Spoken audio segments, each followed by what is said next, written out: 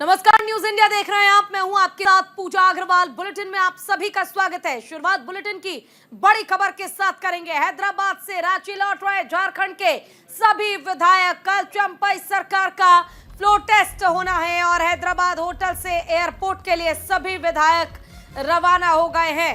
कल मुख्यमंत्री चंपई सोरेन की ओर से फ्लोर टेस्ट करवाया जाएगा और साथ ही उन्हें यह प्रूफ करना होगा कि उनके पास सरकार बनाने के लिए तमाम विधायकों का समर्थन है। आपको याद होगा कि विधायकों के खरीद फरोख्त के डर से तमाम जेएमएम विधायकों को हैदराबाद भेज दिया गया था और उसके बाद अब ये विधायकों की टीम वापस झारखंड लौट रही है। उसकी तस्वीरें आप देख पा रहे हैं। एयरपोर्ट के लिए रवाना हो गए सभी विधायक और सब झारखंड पहुंचेंगे, जिसके बाद कल फ्लोर टेस्ट में शामिल होने के लिए पहुंचेंगे विधानसभा।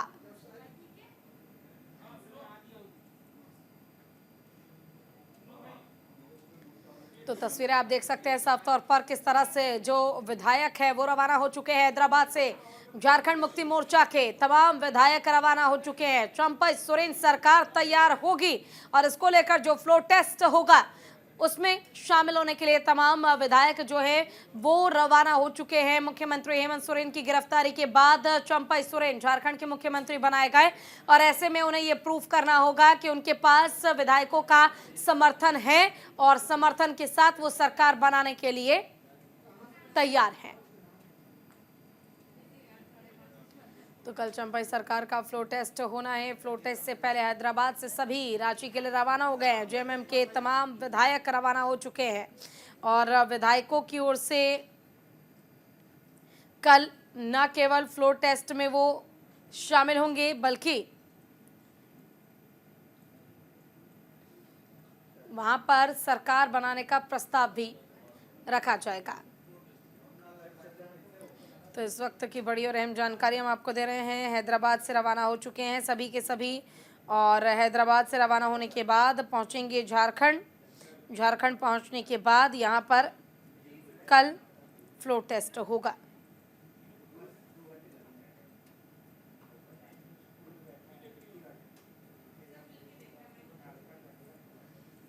और देखिए, सबसे बड़ी बात यह है कि झारखंड विधानसभा के फ्लोर टेस्ट में खुद मुख्यमंत्री हेमंत सोरेन भी शामिल होंगे। हालांकि चंपई सोरेन की ओर से फ्लोर टेस्ट की परीक्षा कल पास की जाएगी।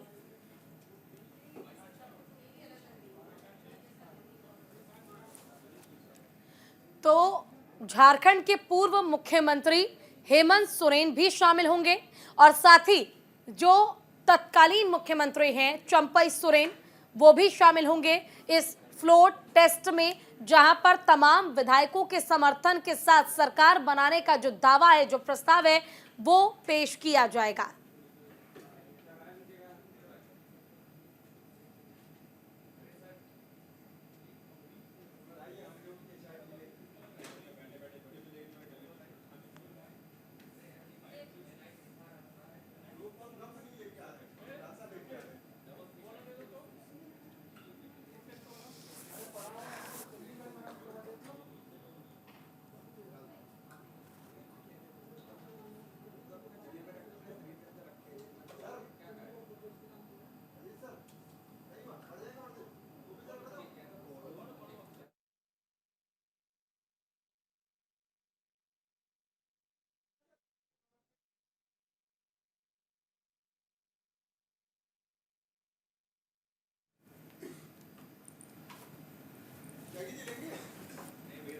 चलिए रुक करते अगली खबर का। धन्यवाद प्रस्ताव पर कल लोकसभा में जवाब देंगे पीएम मोदी। बीजेपी ने अपने सभी लोकसभा सांसदों को जारी किया है व्हिप। तो इस वक्त की बड़ी और अहम जानकारी हम आपको दे रहे हैं। धन्यवाद प्रस्ताव पर कल जवाब देंगे पीएम मोदी। बीजेपी ने अपने सभी लोकसभा सांसदों को व्हिप जो है वो जारी कर दिया है। धन्यवाद प्रस्ताव पर लोकसभा में जवाब देंगे प्रधानमंत्री नरेंद्र मोदी। तमाम सांसदों को, जो बीजेपी के सांसद हैं, उनको व्हिप जारी किया जा चुका है।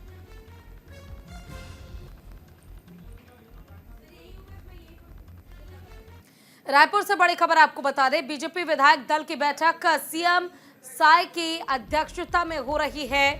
बैठक आगामी लोकसभा चुनाव को लेकर बैठक की जा रही है।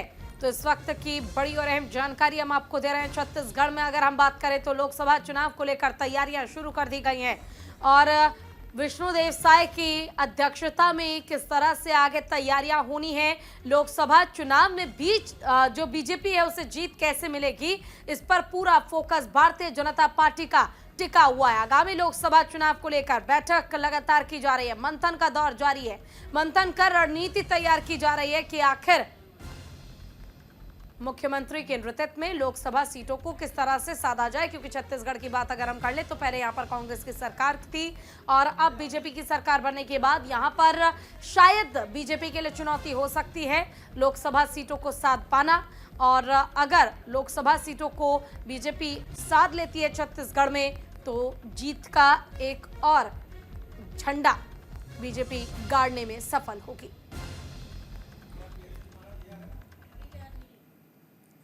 मुख्यमंत्री अरविंद केजरीवाल का बीजेपी पर हमला, बीजेपी मुझे अपनी पार्टी में शामिल कराना चाहती है, ये मुख्यमंत्री अरविंद केजरीवाल की ओर से बयान दिया गया। ये देखिए, अभी तक विधायकों के खरीद फरोख्त की बात कर रहे थे मुख्यमंत्री अरविंद केजरीवाल और अब अरविंद केजरीवाल आरोप लगा रहे हैं बीजेपी पर कि बीजेपी मुझे खरीदना चाहती है, पार्टी में शामिल करना चाहती है। हालांकि इसी को लेकर देखें नोटिस भी भेजा जा चुका है मुख्यमंत्री अरविंद केजरीवाल को कि आप जवाब दें कि आपको ऐसा क्यों लगता है कि मिशन लोटस के तहत बीजेपी आम आदमी पार्टी के तमाम विधायकों को खरीदना चाहती है। हालांकि इस पर चाहे आतिशी हो या फिर मुख्यमंत्री अरविंद केजरीवाल हो, उनकी ओर से साफ तौर पर कहा गया कि समय आने पर हम हर एक सबूत दिखाएंगे, लेकिन अभी तक कोई भी सबूत सामने नहीं आया है, किसी भी सबूत का कोई जिक्र नहीं किया गया। और इसी बीच एक और बड़ा बयान अरविंद केजरीवाल का सामने आया जिसमें उन्होंने कहा कि भारतीय जनता पार्टी मुझे अपनी पार्टी में शामिल करना चाहती है। ये बहुत बड़ा बयान मुख्यमंत्री अरविंद केजरीवाल की ओर से दिया गया है। मैं भी नहीं झुकने वाला, ये जो मर्जी षड्यंत्र कर ले हमारे खिलाफ, कुछ नहीं होने वाला और मैं भी डटा हुआ हूं इनके खिलाफ, मैं भी नहीं झुकने वाला। ये कहते हैं बीजेपी में आ जाओ हम छोड़ देंगे, मैंने कहा बिल्कुल नहीं आऊंगा बीजेपी में, कतई नहीं आऊंगा बीजेपी में। क्यों आ जाए बीजेपी में, नहीं आते बीजेपी में। बीजेपी में चले जाओ तो सारे खून माफ सब।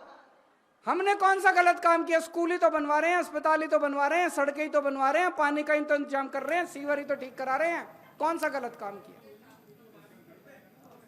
तो वही दिल्ली बीजेपी अध्यक्ष वीरेंद्र सचदेवा ने केजरीवाल पर हमला बोलते हुए कहा कि जब सच जूते पहने रहा हो तब एक झूठ आधी दुनिया की सैर कर चुका होता है। वहीं अरविंद केजरीवाल का हाल है झूठे बोलने में, सुनिए बयान।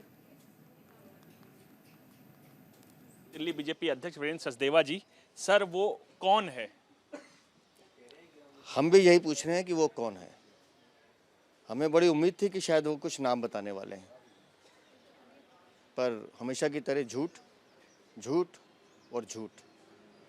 तो इसलिए हम कह रहे हैं कि कितना कमज़र्फ है ये झूठ का गुब्बारा जो चंद सांसों में फूल जाता है, थोड़ी सी ऊंचाई पाते ही अपनी औकात भूल जाता है। आप जांच से भाग रहे हैं, आपके पास बताने के लिए कुछ है नहीं, इसलिए हम आपसे कह रहे हैं कट्टर ईमानदार जांच का सामना कीजिए।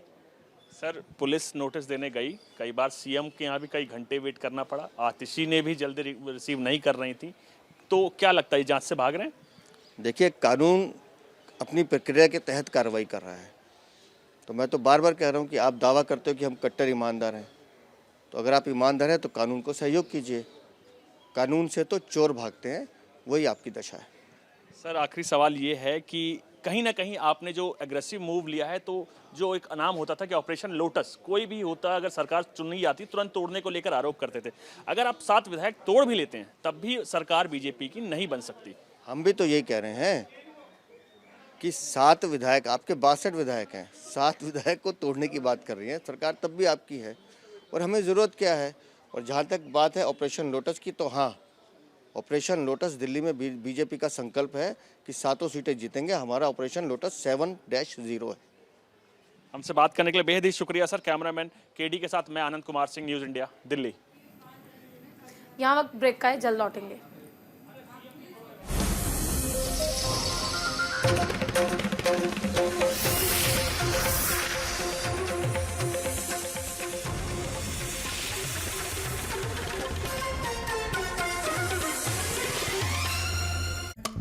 गला क्या?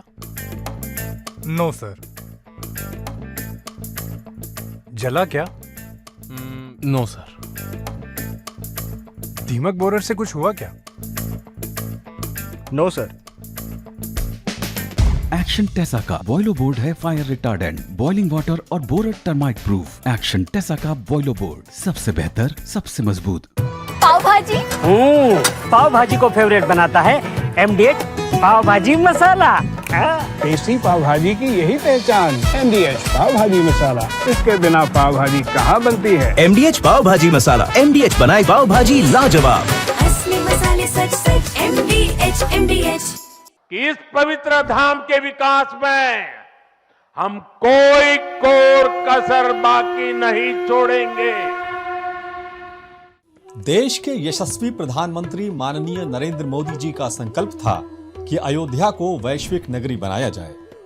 प्रधानमंत्री जी के इस संकल्प को सिद्धि तक पहुंचाया है उत्तर प्रदेश के मुख्यमंत्री माननीय योगी आदित्यनाथ जी ने। माननीय मुख्यमंत्री जी का प्रण है कि इसी वर्ष राम नगरी को वर्ल्ड क्लास सिटी के रूप में स्थापित कर दिया जाए। अवधपुरी में योगी जी की सरकार 30,500 करोड़ के 178 प्रोजेक्ट्स पर काम कर रही है, जिनमें से कई बड़े प्रोजेक्ट्स इसी वर्ष पूरे हो जाएंगे। यही नहीं, माननीय मुख्यमंत्री जी के प्रयासों से अयोध्या में उद्योग जगत से भी 6,000 करोड़ की परियोजनाएं धरातल पर उतारी जा रही हैं। उत्तर प्रदेश के विकास और अयोध्या के विकास से जुड़े हुए हजारों करोड़ की इन परियोजनाओं के लिए मैं उत्तर प्रदेश वासियों की ओर से आदरणीय प्रधानमंत्री जी का हृदय से आभार व्यक्त करता हूं। मिशन मोड में चल रही डबल इंजन की सरकार के प्रयासों से अयोध्या में महर्षि वाल्मीकि एयरपोर्ट तथा अंतर्राष्ट्रीय स्तर का भव्य अयोध्या धाम रेलवे स्टेशन लोकार्पित हो चुके हैं। साथ ही मुख्यमंत्री जी के विजन के अनुसार अयोध्या को सोलर सिटी के तौर पर भी विकसित किया जा रहा है। अयोध्या में विकास की बहार, ये है डबल इंजन की सरकार।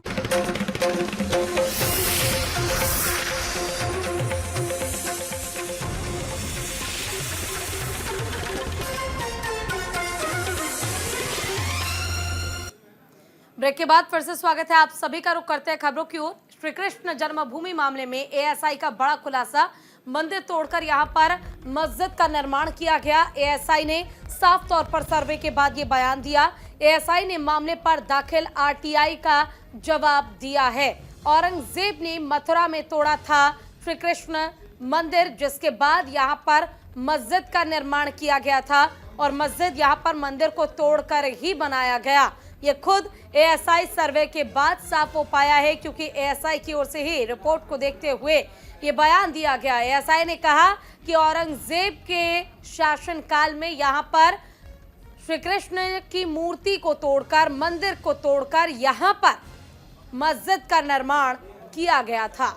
अब इस मामले में लगातार तूल पकड़ता नजर आ रहा है, क्योंकि जिस तरह से मंदिर की बात कही गई है, मंदिर का जिक्र किया गया और खासकर मंदिर को तोड़कर मस्जिद का निर्माण किया गया, ये बहुत बड़ा अपने आप में सवाल और सबसे बड़ा बवाल कि आखिर मंदिर को तोड़कर जब मस्जिद का निर्माण किया गया तो मुस्लिम पक्ष की ओर से आखिर मांग क्यों की जा रही है। ASI रिपोर्ट के बाद ये बयान खुद सामने आया है कि ये श्री कृष्ण की मूर्ति यहाँ पर थी, मंदिर यहाँ पर थी और इसे तोड़कर ध्वस्त कर कर श्री कृष्ण की मंदिर को तोड़ा गया और उनके मंदिर को तोड़ने के बाद यहाँ पर मस्जिद का निर्माण कराया गया। देखिए, बड़ी महत्वपूर्ण बात मैं आपको बता दूं कि श्री कृष्ण जन्मभूमि के मामले में हमने बहुत सारे दस्तावेज दाखिल किए हैं, चाहे रेवेन्यू रिकॉर्ड हो, चाहे विभिन्न इतिहासकार की पुस्तकें हों, लेकिन अब हमने एक बड़ा महत्वपूर्ण साक्ष्य और भी हमारे पास है और इसे हम उच्च न्यायालय में दाखिल करेंगे और सुप्रीम कोर्ट में भी दाखिल करेंगे, जिसमें स्पष्ट रूप से भारतीय पुरातत्व विभाग ने कहा है कि ये प्रॉपर्टी मंदिर था, कृष्ण मंदिर था और इसे तोड़ करके कृष्ण के मंदिर को तोड़ करके कटरा केशव देव मंदिर को तोड़ करके वहां पे मस्जिद बनाई गई है। इसमें ये तत्कालीन ब्रिटिश गवर्नमेंट 1920 का जो गजेटियर है उसमें इसका उल्लेख किया गया है। तोड़कर मस्जिद का निर्माण किया गया, साफ तौर पर ये एएसआई रिपोर्ट के बाद, सर्वे के बाद जानकारी सामने आई है। हालांकि अब इस मामले में जांच की जाएगी और गहन जांच के बाद, सबूतों को देखने के बाद ये तय होगा कि आखिर सच क्या और क्या है झूठ।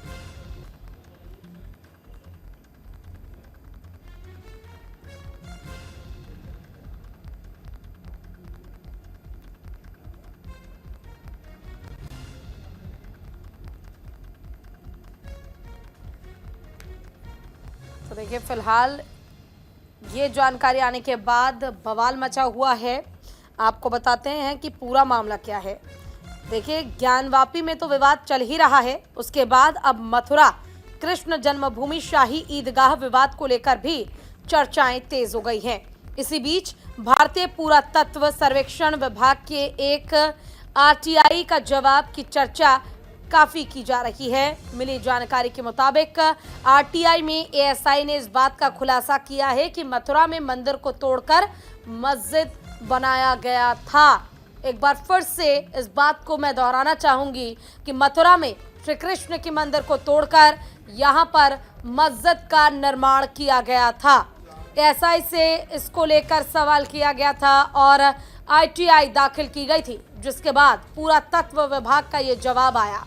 अब हिंदू पक्ष की तरफ से एएसआई द्वारा भेजा गया आरटीआई का जवाब सुप्रीम कोर्ट में भी दाखिल किया जाएगा और इसकी सुनवाई 22 फरवरी के दिन होगी। अब आपको बताते हैं कि आरटीआई में एएसआई से पूछा क्या गया था और इसका जवाब क्या दिया गया एएसआई की ओर से।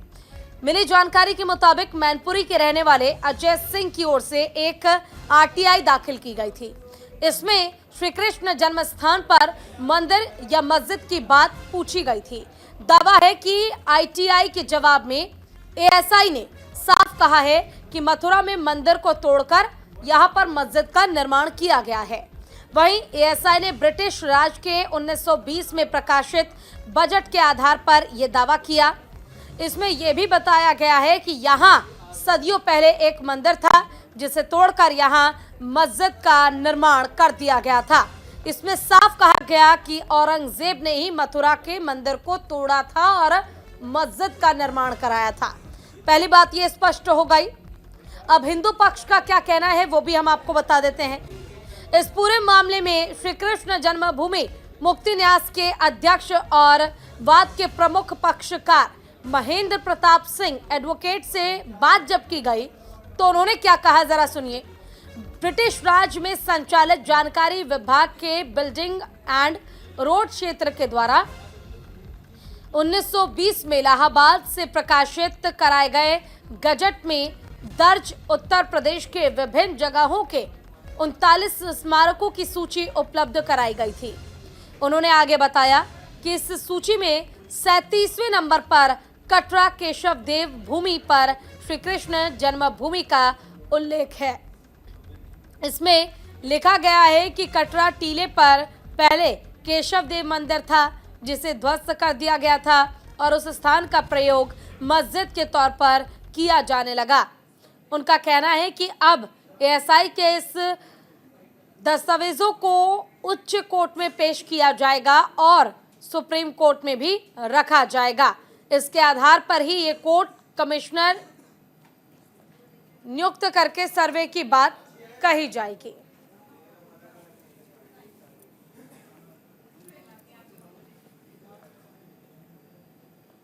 चलिए, अब आपको ग्राफिक्स के जरिए समझाते हैं विवाद का आखिर टाइमलाइन क्या है।